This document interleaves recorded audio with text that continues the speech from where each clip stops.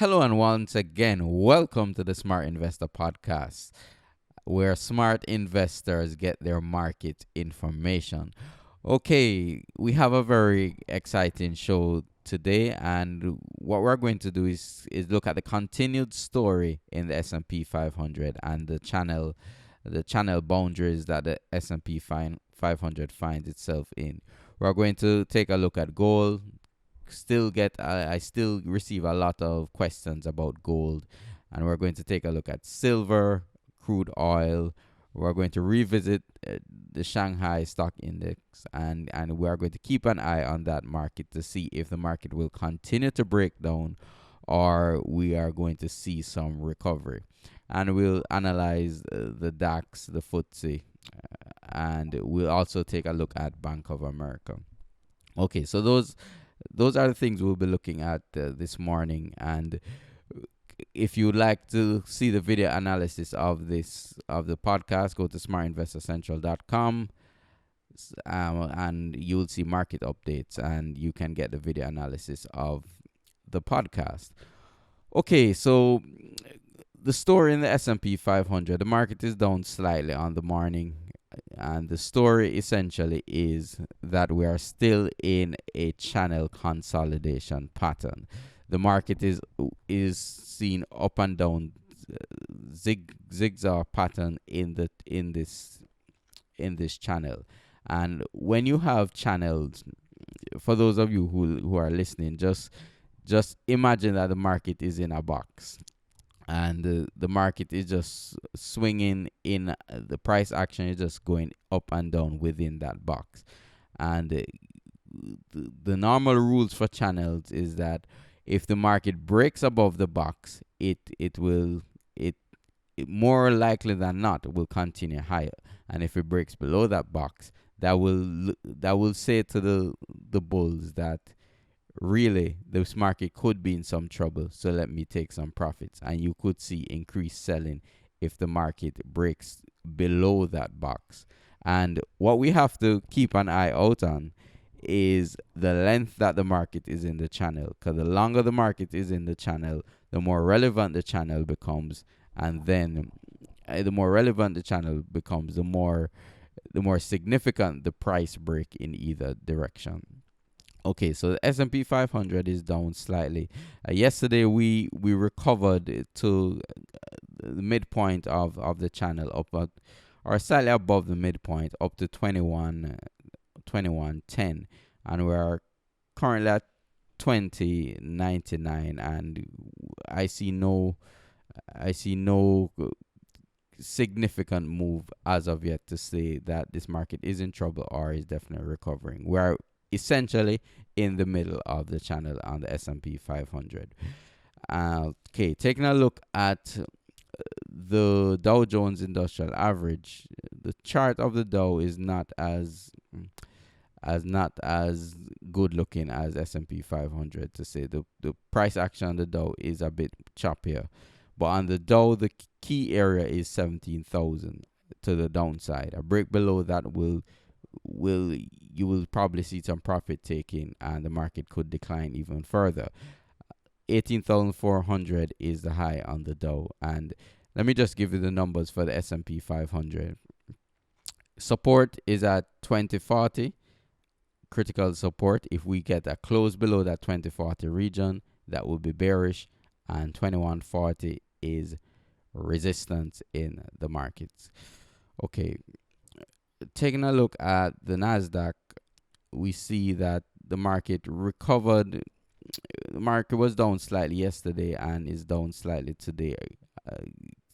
Today so far, and the market is in the mid range of its move to the upside. So nothing really earth shattering in the Nasdaq as of today. Critical support is at 4350, and resistance is up at the old high that was made, 4700. And just to address a question I receive often, and this is a constant theme of the show: why don't we focus on economic news? Well, there are many places you can go and get economic news. You can go to look on the popular financial channels. and you can go to the web. You can look in newspapers for economic news. The focus of this program is to look at price action and what prices are doing, because what prices are doing tells you the demand and the supply in the market. And to get a better grasp of what's happening in a particular stock, there is no need to be focusing on what analysts are telling you. You can look at the price action in front of your the price action is in front of your eyes to see. And if you see a market going to the upside consistently, that means that there is demand in that market, and it's probably a better buy than something that is moving to the downside.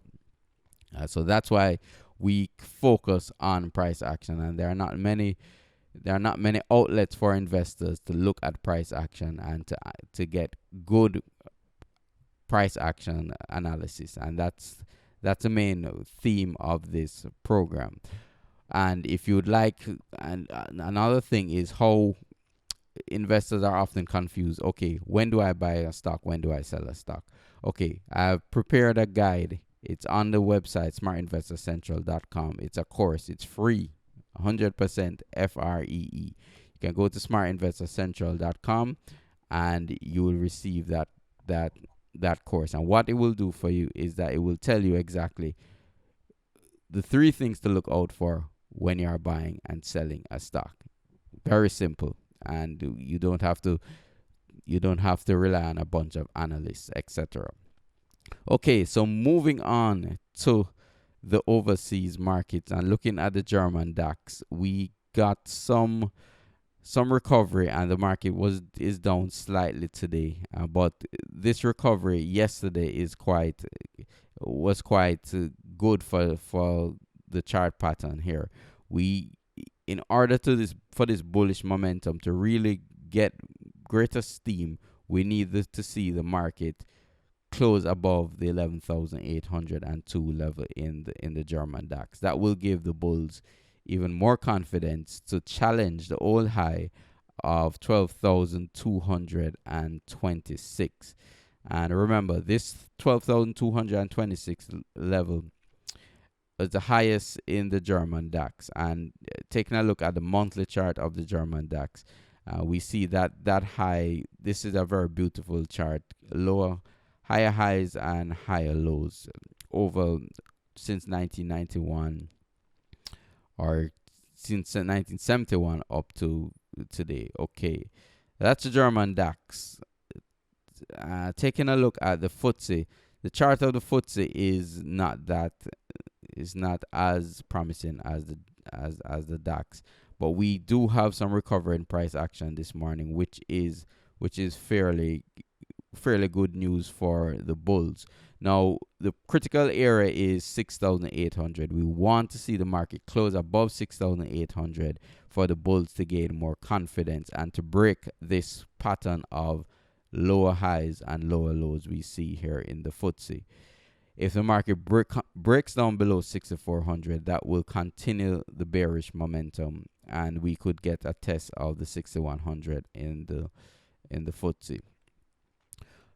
Okay, so yesterday we looked at the Shanghai stock index, and there has been a lot of coverage about the Chinese stock market over the last couple of days, and that was because of the sell-off in Chinese stocks. And we see a huge divergence between what's happening in China and what's happening in the US. For example, the Shanghai stock index is down from 5,400 to 3,600 in 1 month. That's a pretty significant drop in the Shanghai, and the U.S. stock market has been moving sideways. Now, to compare it to Europe, we just did the DAX. The high that was made in DAX was 12,500, and at the lowest point was 10,500. So, 18% or so pullback, while the Shanghai stock market is down some 30 something percent from the high, from 55 to 3,500. So that is a pretty significant move to the downside. Now, what will let this move downwards gather steam is if we close below 3,500. That will be very bearish for Chinese stocks.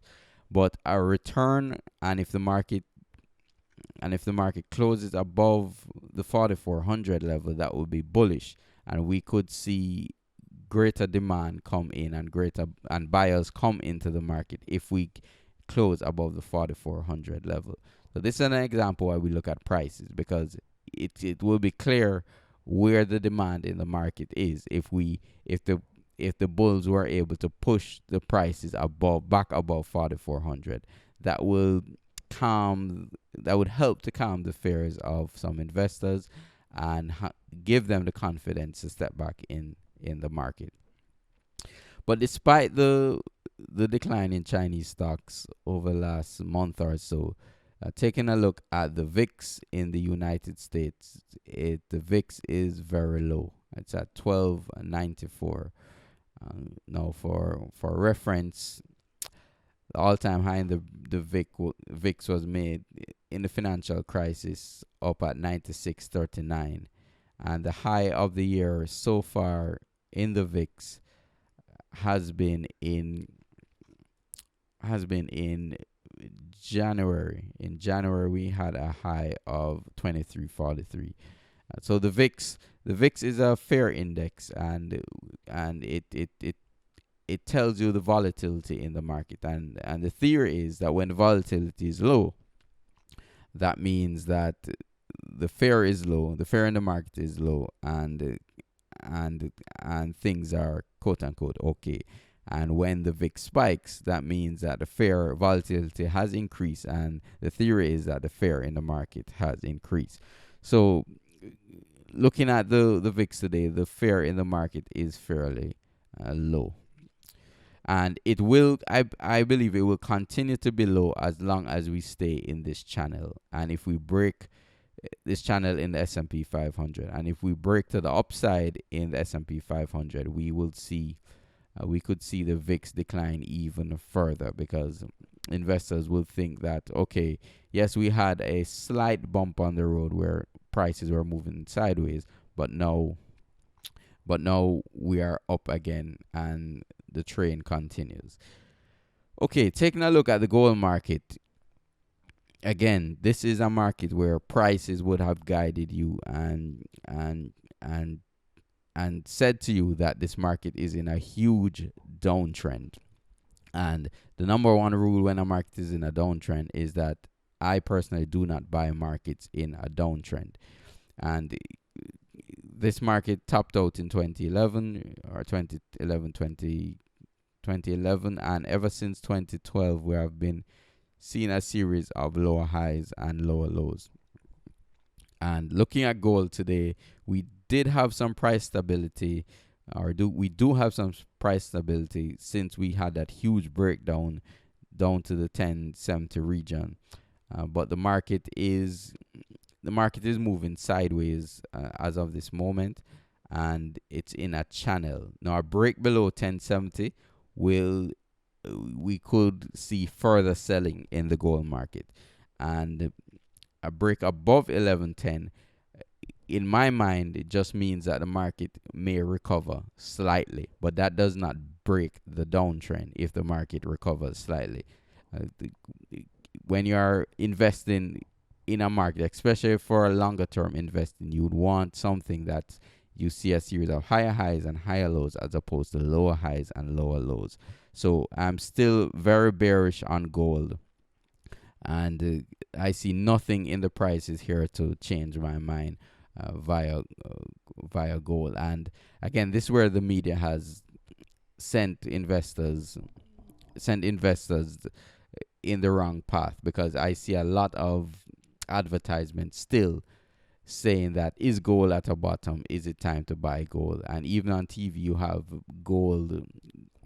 have a lot of gold advertisements saying that, okay, buy gold because of inflation, etc., etc. And this market continues to move to the downside, and investors continue to lose money if they remain long. So I'm negative gold and will be until I see evidence of a turnaround. Okay, taking a look at the US dollar. The US dollar is also in a consolidation, but the dollar is up this morning and up pretty strongly. And we could be, if the market passes the 98 level on the US dollar index, we could return to the high that was made in March near that 100 there in that $100 level in the US dollar. So the US dollar still remains strong. The downtrend in the dollar or the uptrend in the dollar, sorry, has not been broken as of yet. And if we close below the 9100, we could see further losses in the dollar, or we could see losses in the dollar. But once the market remains above that level, the dollar should be fairly positive.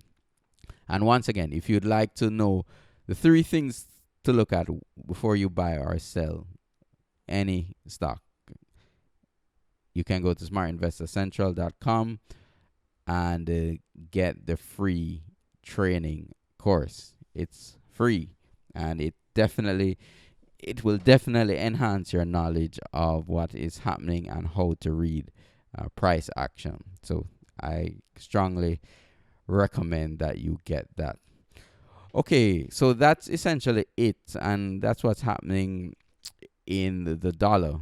And I said I was going to examine gold, and I'm going to look at not gold, sorry, silver. I'm going to look at the cash silver this morning, and I see that. Sorry, wrong signal. We see that silver is breaking down. And for those of you who are watching via video, let me just bring up the signal here, or the symbol, sorry. We see that silver is currently at 1477, and this is another market that is in a strong downtrend. And if you invest on alongside in a downtrend, it's like you are trying to catch a falling knife, and the market is moving downwards, and I see nothing. There's no evidence as of yet that this market has bottomed. A positive for silver is that it did not break down below that November low, that late November or early December spike low that was made near the $14 level. For me to get back bullish silver, I would need to see this market starting to move above the $16 level and ultimately above the $17.50 or $18 level as of this moment. But this market is still in a strong downtrend. Okay, taking a look at our stock of the day. Let's look at Bank of America. I saw an analyst. An analyst was on TV recommending that this stock could double in the next 2 or 3 years. How does he know that? I have no idea. Bank of America has a lot of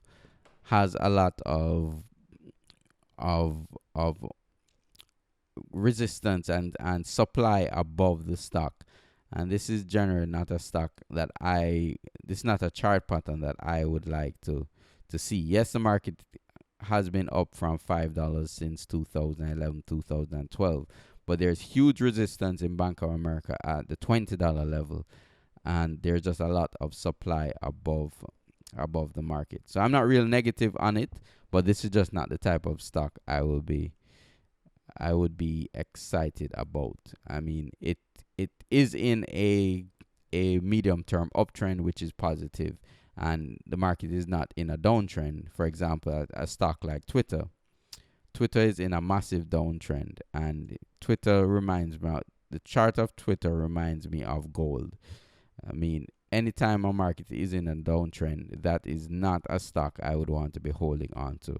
And the stock moved aggressively to the downside yesterday, and we did some analysis of Twitter on Tuesday, right before this market moved to the downside, and it continues to move down. And this is definitely not a chart I would be interested in going to the long side. So Twitter is a definite negative. Okay, thank you very much for listening to the Smart Investor podcast. I hope you enjoyed it. If you'd like, you can subscribe to the podcast, where we'll have actionable price analysis of the stock, ETF, commodities, and the forex markets to keep you on the right side of the markets and not the wrong side. Thank you very much for listening and have a good day.